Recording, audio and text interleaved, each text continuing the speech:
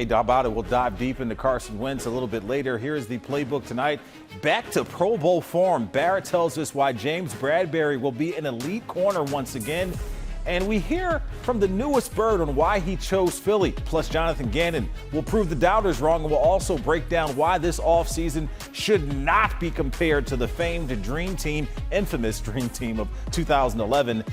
That fell flat as Reuben Frank joins us. But for now, we welcome you into Birds Huddle, powered by PointsBet. Sit back and settle in. I'm Danny Pommells, here with my guy, our own Dream Team member, Barrett Brooks. How you I don't feeling? know about the Dream Team, man, but hey, this team should not be looking like they are a Dream Team, but they are a team that's full of talent, and that's what you need to go forward in this league. A team with some dreams. How about yes, that? There you go. Today, the Eagles' latest selection, a big-name offseason pickup, James Bradberry, was introduced and explained why he chose the Birds and getting let go by the Giants. I think the team that they were building here, and also getting an opportunity to play in front of these fans, because I played in front of these fans a few times when I was in Carolina and also in New York, and they're a pretty rowdy bunch, so I feel like it'd be pretty fun. How do you feel about the timing of the release after the draft? First of all, I understand that it's a business, so I have to. I was putting my business cap on first, and understanding that I'm an asset, so I understand that they want something for me. So that was part of the game. Personally, didn't necessarily like it, but it's a business at the end of the day, and I understand that. He definitely seems like a cerebral guy. That brings us to our three-point stance. This is Barrett's stance on 3 items of the day. Number 1, the first stance, James Bradberry will return to Pro Bowl form. You believe that, B? Yes, I do, absolutely. They're going to put him in schemes that he can use his talent. I mean, just call a spade a spade. He was tired of losing in that losing environment up the turnpike with the Giants. They didn't know how to use him. They didn't know what to use him for. So now the Eagles is in Gannon's hands. Go out and make this guy a Pro Bowl selection again. I think he can. Being opposite of Slay is going to allow him to go out there and make some plays. Pick your poison as an offensive, offensive coordinator. Yeah. You go out there, you go against Bradberry, you go against Slay. Which one do you pick? That's going to be hard. That's going to be tough, you know what I'm saying? Because each one of them can follow the number 1 receiver anywhere on the field. This is one of those luxuries that, a lot of teams don't have. 2 players that can play zone, 2 players that can play man. Both of them are very smart in how they approach the game. They've been doing this for a long time. Experience is there. It's only going to make them a better team, because those 2 together probably make the best tandem as far as cornerbacks I've seen in a long time. One team's trash, another team's treasure. We got a quick glimpse of Bradberry on the practice field today from the Eagles Twitter account here. How great are those training camp battles and practices going to be between Darius Slay, James Bradberry going against Devontae Smith and A.J. Brown, Barrett? Well, you look at it, this is exactly what Coach Sirianni wanted. He wanted those guys to be very, very competitive in camp. Because when you're competitive in camp, it makes you a better team when you go play on Sunday. I can remember playing with the Steelers. I was always playing against the best defensive end, the best rush linebackers in the league. So when I got to the game, it was easy because I know nobody was better than them. It can kind of be the same thing with this Eagles defense. Those 2 corners playing against the 2 best receivers on this team, plus you got speed, you got, guys that are, that can go out there and muscle you also, and Pascal. This is perfect, for this team to go out and be very, very competitive, which will allow them to play great on Sunday, because you've already played against the best. There's not too many players that are better than Brown. There's not too many players that you look at can be like Smitty either. So I like the fact that it's going to be competitive like that. I like the fact that they're going to go out there and fight every single play. That means there's no plays off, not just in the game, but no plays off in practice. Yeah, that's where you get better. Yeah, competitive in practice, plus the joint practices, I think will ramp that up as well. We like to win those joint practices. What did he say? Oh, we were 2-0 with the joint. Right. That don't mean anything, but as long as they believe it meant something, then I'm good with it. Good with the camaraderie for sure. Now, your second stance, the Eagles are once again a destination organization. We just heard James Bradberry say it a couple minutes ago. He likes what they're building here, and that influenced his decision. Yeah, absolutely. He got guys that can rush the passer. Hassan Reddick coming here.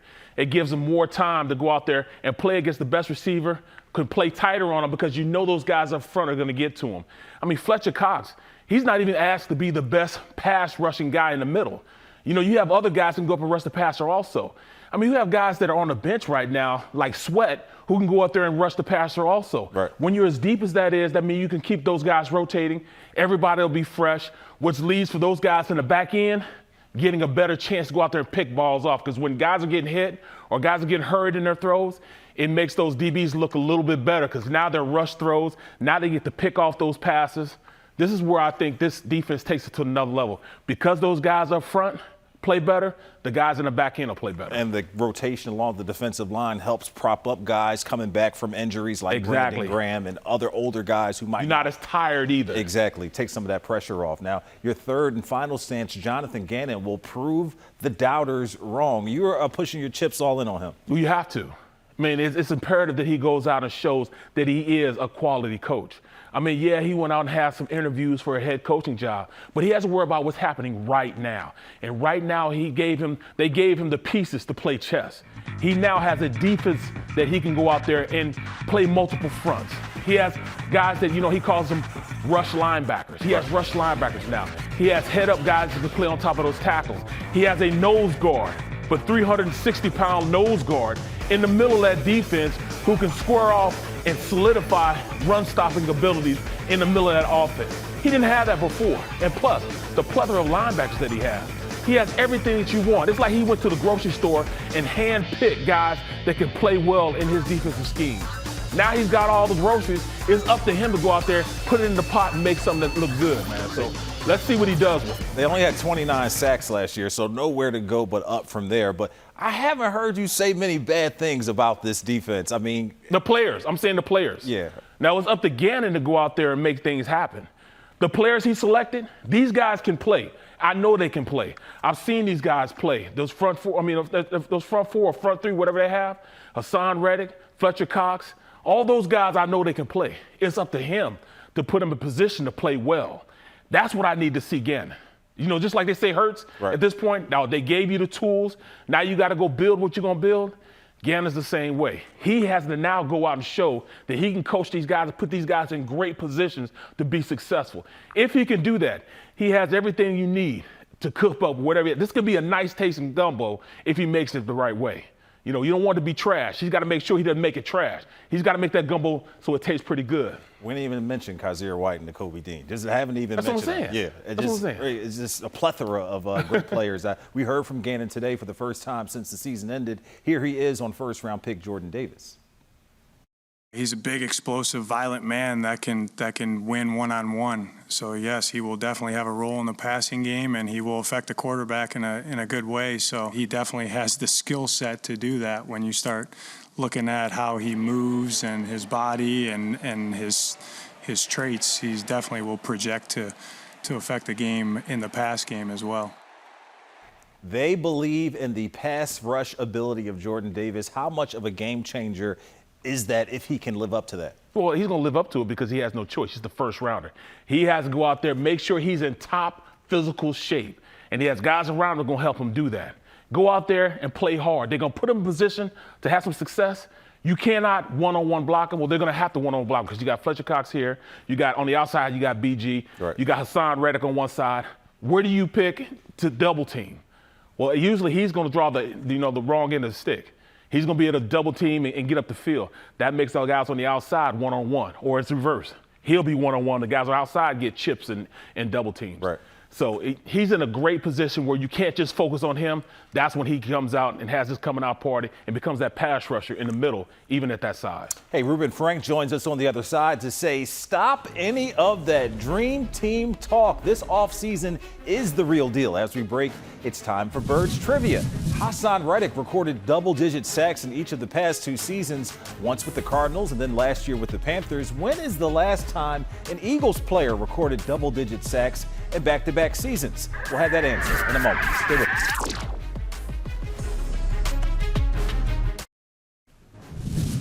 We're back with the answer to our Birds trivia question. Before the break, we wanted to know when is the last time an Eagles player had back-to-back seasons with double-digit sacks, and the answer is number 58, Trent Cole. He had 10 in 2010 and followed up with 11 more in 2011, a.k.a. the Dream Team season. You all remember it. I Take missed a them listen. days. Oh, dream team. Oh, man. Seeing that guy's face just brings back all of those feelings. Who was the running back, came from Miami that had that pass? Ronnie Brown. Ronnie Brown. Oh, Yep. my gosh. Yep. All right, we probably should have put a disclaimer before airing that soundbite or mentioned Ronnie warning. Brown's name. Vince Young back in 2011 here with our Eagles insider, Reuben Frank. Rube, you wrote a good piece recently explaining why this offseason is not comparable to the Dream Team offseason. So what makes them so different to you? Yeah, and I wrote it because I got a lot of tweets from people comparing the two off seasons, and I think that there's two big differences. Number one, those are all older guys. They were all kind of on the downside. I think 6 guys 30 and older in the Dream Team. And none of those guys Nnamdi had been a good player for a long time, but he was on the way down. Yep. But most of them didn't have a long record of success. They didn't have that track record of consistency. Steve Smith had one really good year for the Giants out of 4 seasons. Ronnie Brown had declined every year. You look at those guys, and most of them were over the hill. This is a young group. The oldest guy in this group is Bradberry, who's 27. So, because your White's 24. Yeah. You look at A.J. Brown, he's 24 years old. These are young guys. They're in their prime. They're not, saddled with long-term contracts they didn't overpay for anybody. So it's just a more sensible process this year. And also the other big difference is that was the lockout season. So none of those guys had OTAs or mini camps. They went right from signing at the end of July to training camp and playing regular season games about 6 weeks later. So a lot really added up to that being a disaster. This is nothing like that. I think all these moves aren't going to be A-plus moves. One of these, a couple of these guys might not work out, but the process was sound, and they brought in guys who should play well. Yeah, good to know Howie Roseman learned something from his experiences back then. Now let's look at the new additions and talk about the impact that they might have. First up, James Bradberry. How many interceptions for him, Rube?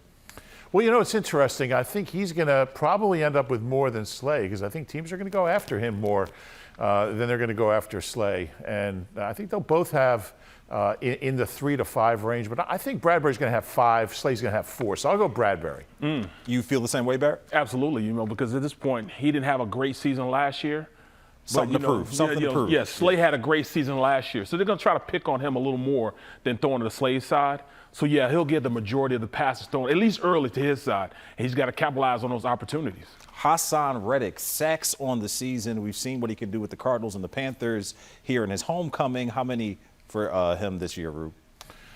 Yeah, he's been a consistent 10 to 12 guy. I'm going to go 11 and a half. I'm going to go 11 and a half, which on this team is an awful lot. Nobody's been up there. Nobody's had double digits as an outside rusher since 2014, Connor Barwin.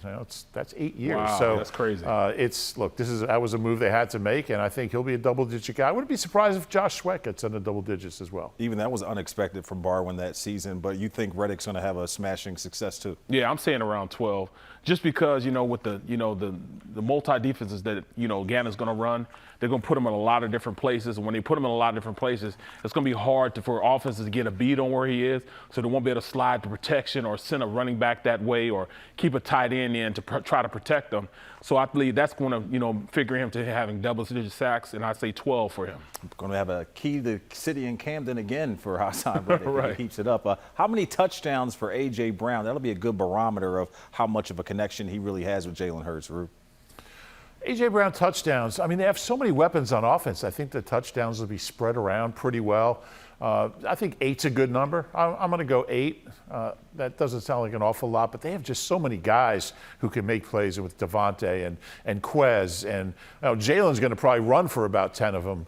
And then you have Goddard, and you have Miles, who's about due. It's been a couple years for him. Gainwell scored, 6 touchdowns last year as a rookie. So he's going to be a big part of what they do. So they'll be spread around. I'm going to give Rager, 9 or 10 as well. Boy, if you don't cut it out. But they are going to, I don't think any one guy is going to have a ton. And I think that's good. I think that's probably a positive. I think 8's a good number for Maybe Brown. those Greg Ward targets will go A.J. Brown's way from last season. I think they will. All 8 of them.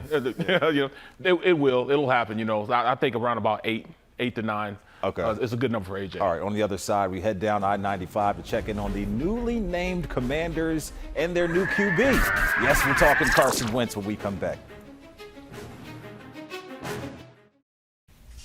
Take it all in. Here is Carson Wentz back in his familiar number 11, but sporting a Commanders jersey. The former Eagles and Colts QB was acquired by Washington in a trade with Indy earlier in the offseason, and the Eagles will get to face him twice this year. Reuben Frank still here with us. Reuben, let's talk about Carson for just a bit. How do you expect it to go for him down in D.C.?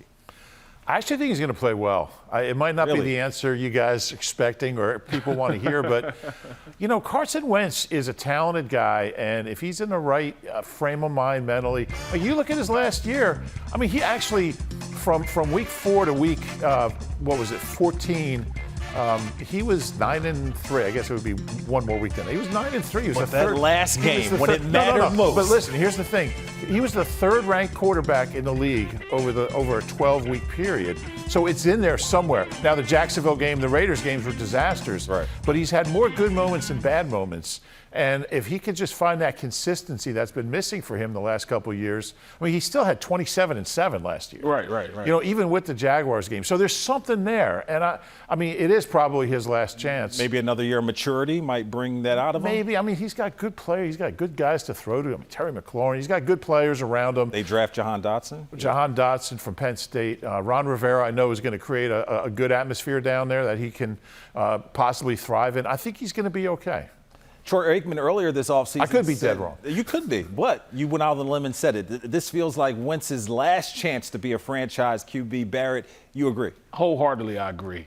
You know, I mean, after the third time, 3 strikes you're out. After the third time, you see everybody saying it was you, and you still don't think it's you.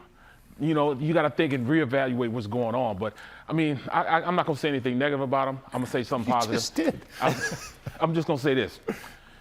I like the fact that his beard matches his uniform now. I said something good, okay? I said something good. His beard matches his uniform now. All right, Rube, can he get them to the playoffs, though? Well, you know, You said he's going to have a good season. They have a really good defense. Okay. And they have a good coach. And it's not that out of the question. You know, I mean, look, he hasn't done it. He's thrown for 3 yards in his life in the playoffs. So it's an uphill battle for him. And I'm going out on a limb. The playoffs might be a lot to ask with that team, but I think he'll play well. They got a good running game with Gibson. Okay. Yes, they do. You know, so they yes. can run. Yes for you? No. All right, no. Carson Wentz not in the playoffs. Rube, thanks so much for stopping by. Be sure to check him out in the latest Eagle Eye podcast with Dave Zangaro and all of his work on NBCSportsPhiladelphia.com. We're back to wrap up the show with storylines in a moment. Stay with us. It's time for Storylines, powered by PointsBet. New customers can get their first bets risk-free up to $2,000. PointsBet is your home for live in-game betting. Download the app today and enter code Philly to get in on the action. Right now on PointsBet, they have the odds for the top pick in the 2023 NFL Draft on the site. You've got Bama quarterback Bryce Young, Heisman Trophy winner, and Ohio State QB C.J. Stroud right at the tippy top. Barrett, do you think it'll be a quarterback? You know, I do think it's a quarterback. You know, I think this was an anomaly year when, you know, they had 2 defensive linemen drafted, you know, defensive ends drafted, the first 2 picks. It's going to go back to where it's supposed to be, the natural order of things, and quarterbacks going first, second. You know, that's just how the things go. And especially with those goals, C.J. Stroud, you know, and Young, 2 really good quarterbacks. Both of them have over 4,500 yards last year, over 40 touchdowns thrown, less than 8 interceptions. Both of them are really, really good quarterbacks. So, yeah, it'll go back to the natural order again with quarterbacks going first. You love the college game, man, now. But one of those quarterbacks is from here in the local area. But with that being said, which QB do you like better? I do like C.J. Stroud. I mean, C.J. Stroud's one of those guys that, you know, he's big. He's 6'3", 215, 220 pounds. Young is just too little to me. You know, he's 6 foot, 195 pounds, soaking wet. Russell Wilson, Drew Brees. He's not those guys. Okay. He's not those guys. You know, in fact, I would go so far as to say it. Van Dyke from Miami, he's a guy you need to look at. He's going to have an even better year than he had last year. He only played half the season. So I like him a little better than I like Young. But, hey, both quarterbacks are really, really good. Stroud and Young are very, very good. We've had some guys come out of nowhere to be the top pick in recent years, Trayvon Walker and Joe Burrow, too, a little unexpected. But that national championship game can change the complexion a bit. No question. Then you got to look at Will Anderson. Will Anderson, defensive end from Alabama. he's going to be up there. He is somebody you can't block. If he don't feel like being blocked, he can't be blocked. So watch him. He one of those picks also. All right, might have been the first pick this year, but no offensive lineman sneaking into the top. Or Not any of this that year. type. No, Okay. not this year. You Okay. know, although they're going to still get drafted, you know, a bunch of them, but not this year first. All right, that is a wrap for Birds Huddle, powered by PointsBet. We love that you tuned in. As always, for Barrett Brooks, I'm Danny Pommells. We will see you tomorrow. Take care.